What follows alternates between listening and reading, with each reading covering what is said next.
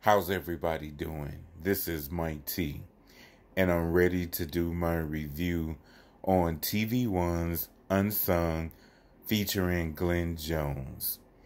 An incredible episode tonight, very informative.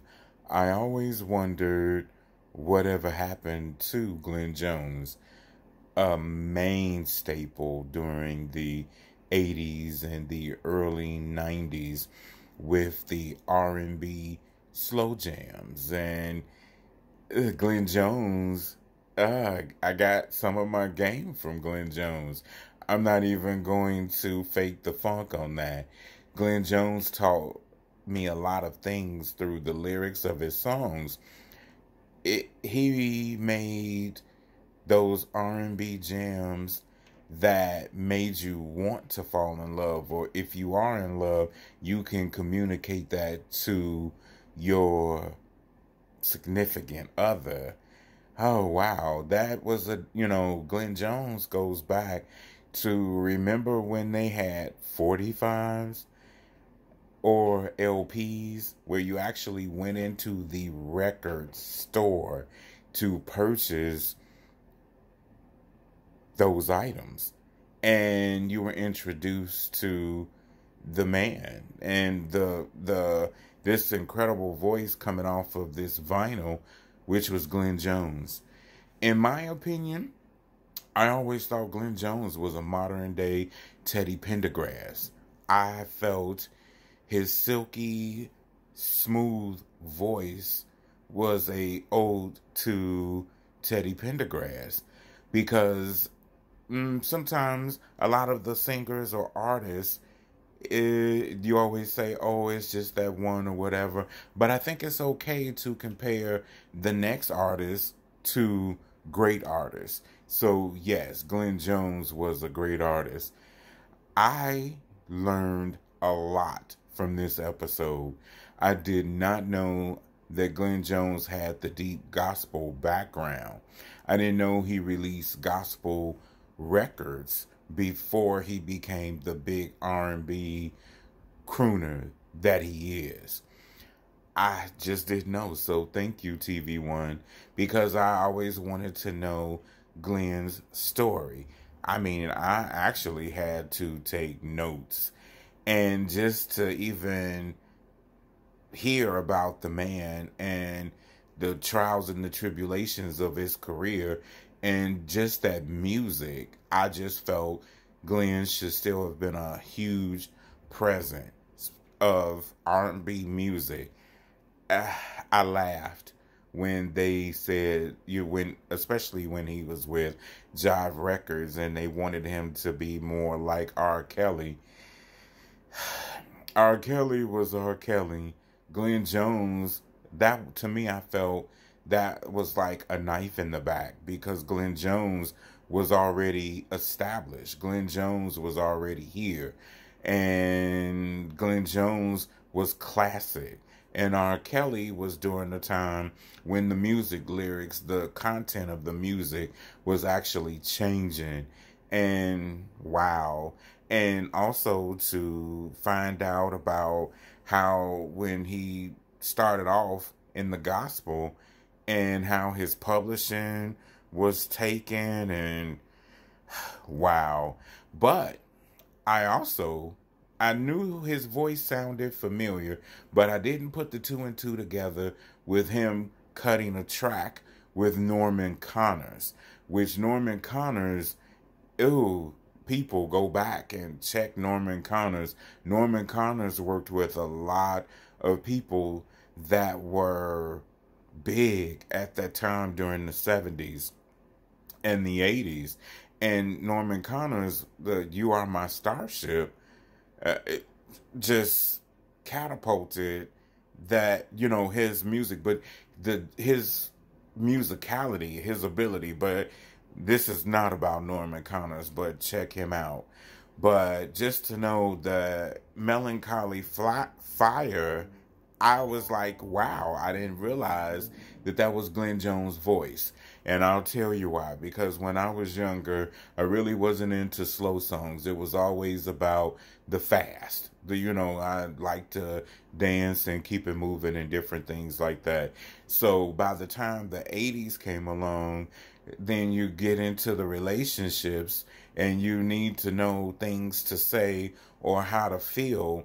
That's where Glenn Jones comes in with Show Me, We've Only Just Begun, and so on.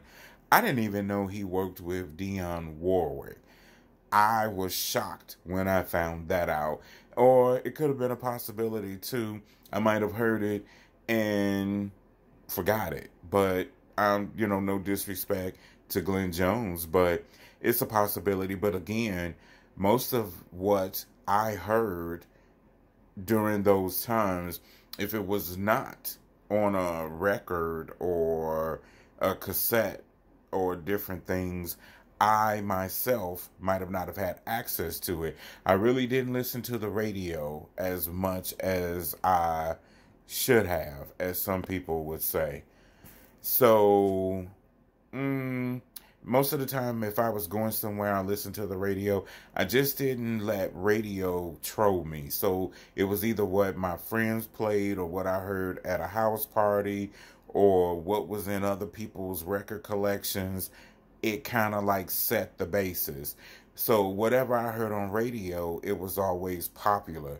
But Unsung did forget to mention there was one record that brought people to the dance floor, which was Stay by Glenn Jones.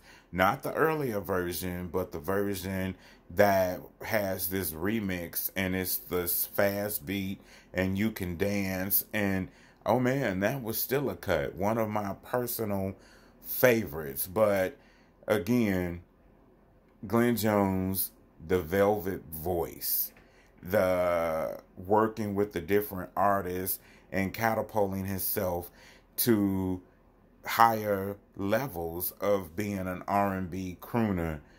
It was great. I just could not believe the talent.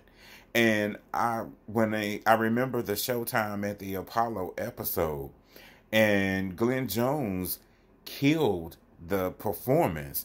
I always thought that the track was off, but you could tell that Glenn Jones, he nailed it. And if you go back and you look at that performance, it always sounded to me like the music was a little bit slower than what Glenn Jones was saying, but Glenn knocked it out the park.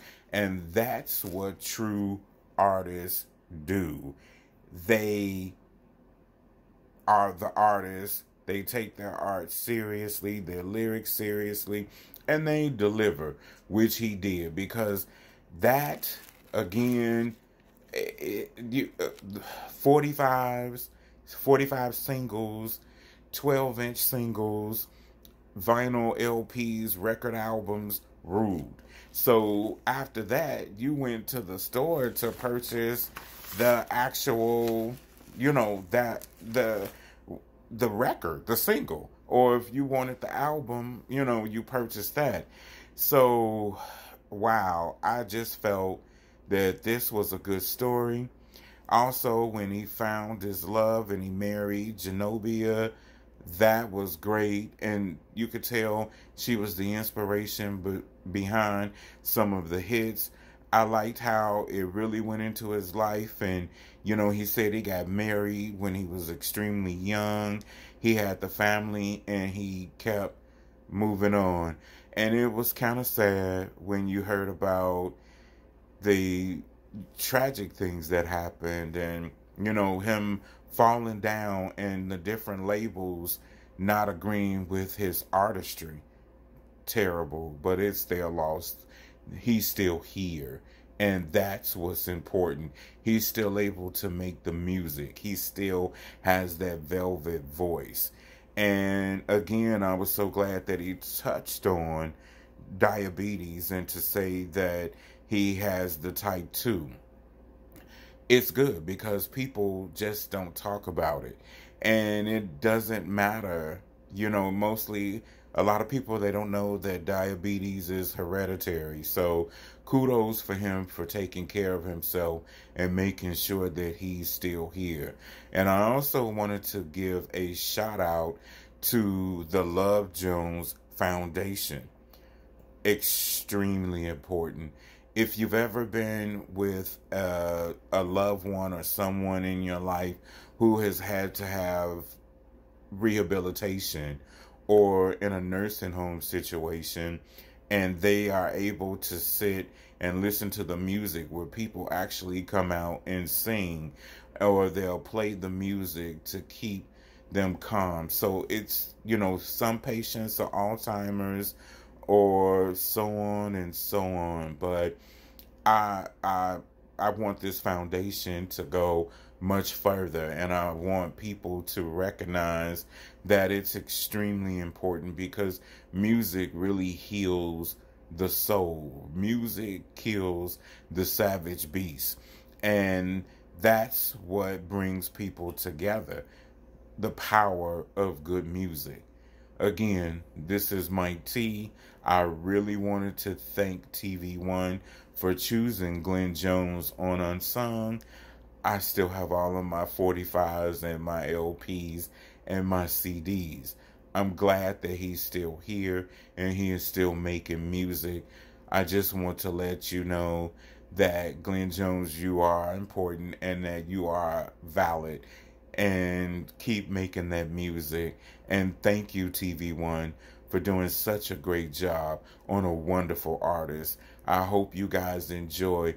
If you like, please subscribe to the channel, or tell me your Glenn Jones story. I know it's a lot of them, because I've slow danced till we've only just begun, to Here I Go Again, and Show Me, and even Stay. Just tell me about it. Have a good one.